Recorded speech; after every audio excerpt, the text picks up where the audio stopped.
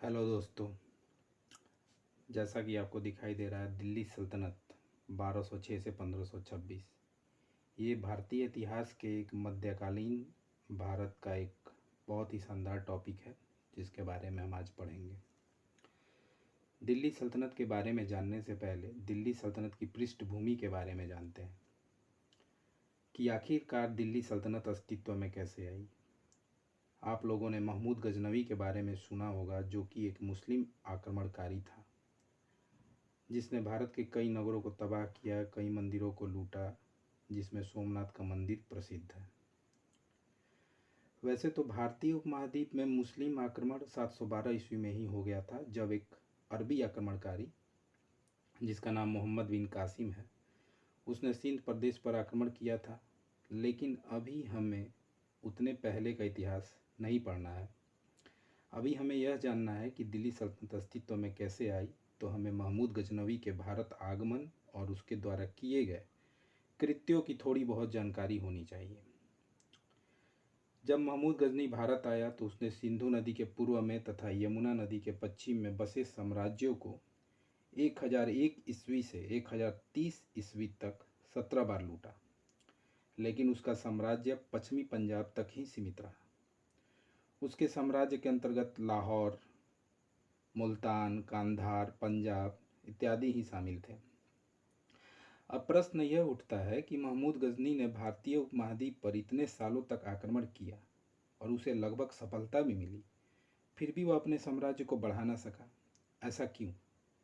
ऐसा इसलिए हुआ कि महमूद गजनवी के भारत आक्रमण की मंशा धन की प्राप्ति और इस्लाम का प्रचार प्रसार करना था।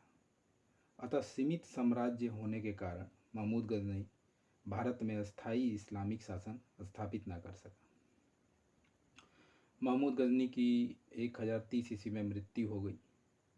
इसकी मृत्यु के लगभग 125 वर्षों बाद गोरवंश जो कभी महमूद गजनी के अधीन था, बाद में वह स्वतंत्र हो गया, तो गोरवंश का शासक था मोहम्मद गौरी। तो मोहम्मद गौरी ने उत्तर भारत पर योजनाबद्ध तरीके से हमला करना आरंभ किया। उसने इस्लामिक शासन को बढ़ाना शुरू किया। गौरी ने अपने साम्राज्य को पूर्वी सिंधु नदी तक बढ़ाया और सल्तनत काल की नींव डाली। 1206 में गौरी की हत्या कर दी गई। गौरी की हत्या के बाद उसके एक तुर्क गुलाम कुतुबुद्दीन ऐबक ने सत्ता संभाली और दिल्ली का पहला सुल्तान बना। इस तरह से दिल्ली सल्तनत अस्तित्व में आई। अब हम थोड़ा दिल्ली सल्तनत के बारे में जानते हैं। दिल्ली सल्तनत, जिसका काल है 1206 से 1526 ईस्वी। दिल्ली सल्तनत दिल्ली में स्थित एक इस्लामी साम्राज्य था, जो 320 वर्षों के लिए मध्यकालीन भारत की अवधि के दौरान भारतीय उपमहाद्वीप के बड़े हिस्से में फैला हुआ था। दिल्ली सल्तनत में कुल 31 सुल्तान हुए, जिन्होंने 5 वंशों के द्वारा भारतीय उपमहाद्वीप के बड़े हिस्से पर शासन किया। और इनके वंशों का क्रम इस प्रकार था। पहला वंश था गुलाम वंश, जिसने 1206 से 1290 तक शासन किया और जिसमें 11 सुल्तान हुए। गुलाम वंश के ख़त्म होने के बाद दूसरा वंश खलजी वंश स्टार्ट होता है और इसका काल 1290 से 1320 तक रहता है और इसमें 5 सुल्तान होते हैं। खलजी वंश के बाद तुगलक वंश आता है। तुगलक वंश का काल 1320 से 1414, जिसमें 8 सुल्तान हुए। तुगलक वंश के बाद सैयद वंश 1414 से 1451, जिसमें 4 सुल्तान हुए। इसके बाद सबसे लास्ट में लोधी वंश 1451 से 1526, जिसमें 3 सुल्तान हुए। 1526 में दिल्ली सल्तनत का अंत हो जाता है और 1526 से ही मुग़ल डायनेस्टी, मुग़ल वंश स्टार्ट होता है। अब कुछ और जानते हैं कि दिल्ली सल्तनत में क्रमशः 4 राजधानियाँ अस्तित्व में रहीं। ये 4 राजधानियाँ क्रमशः हैं लाहौर कुतुबुद्दीन ऐबक के समय में, दिल्ली इल्तुतमिश के समय में, दौलताबाद मोहम्मद बिन तुगलक के समय में और आगरा सिकंदर लोदी के समय में। दिल्ली सल्तनत की राजधानी दिल्ली सर्वप्रथम 1211 ईस्वी में इल्तुतमिश के द्वारा बनाई गई। इल्तुतमिश जो कि कुतुबुद्दीन ऐबक का गुलाम था, इसके बारे में हम बाद में पढ़ेंगे। दिल्ली सल्तनत की भाषा फ़ारसी थी। दिल्ली सल्तनत का प्रथम सुल्तान कुतुबुद्दीन ऐबक था और अंतिम सुल्तान इब्राहिम लोदी था। एक नोट करके मैंने ये लिखा है कि जो जानना ज़रूरी भी है कि दिल्ली सल्तनत के प्रथम जो 4 वंश, ये गुलाम वंश, खलजी वंश, तुगलक वंश और सैयद वंश, ये जो 4 वंश थे ये तुर्क जाति के थे। और जो अंतिम वंश था वो 5वां, वो लोदी वंश, वो अफगान थे।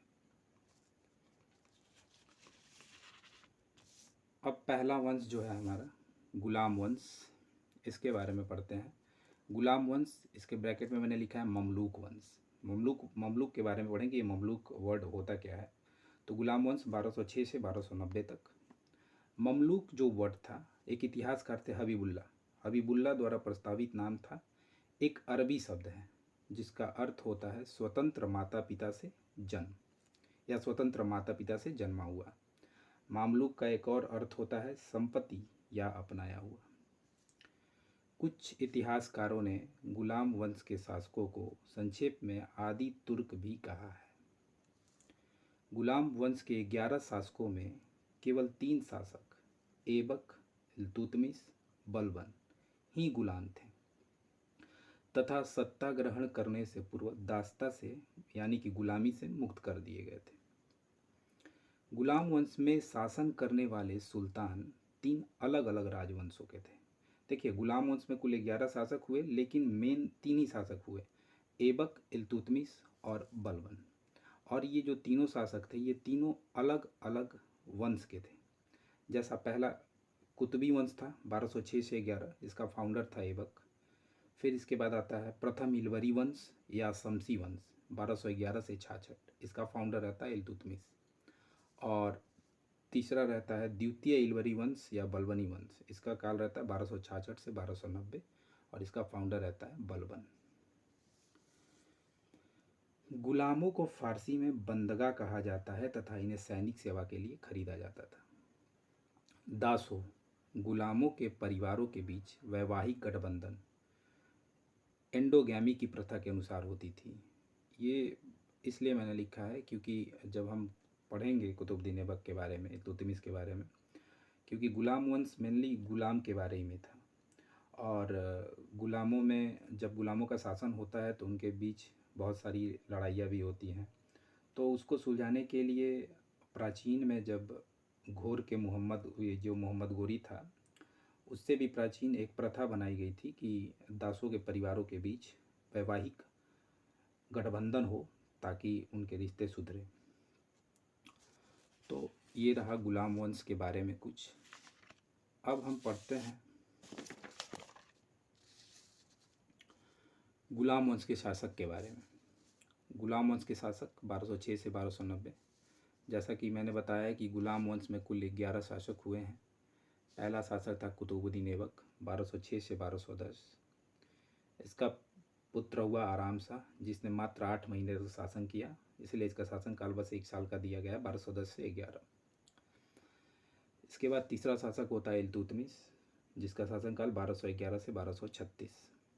अब इल्तुतमिश के ये बेटे बेटियों का क्रम है, फिर इनका शासन स्टार्ट होता है। तो चौथा शासक था रुकनुद्दीन फिरोज, जिसने 1236 मात्र कुछ महीनों तक ही शासन किया था। फिर इसके बाद इसकी इल्तुतमिश की बेटी जो कि रजिया सुल्ताना के नाम से जानी जाती है, वो 5वीं शासिका थी, जिसने 1236 से 1240 तक शासन किया।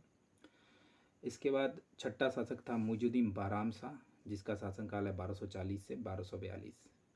फिर इसके बाद 7वां शासक था जो रुकनुद्दीन फिरोज का बेटा था अलाउद्दीन मसूद शाह, उसका शासनकाल है 1242 से 1246।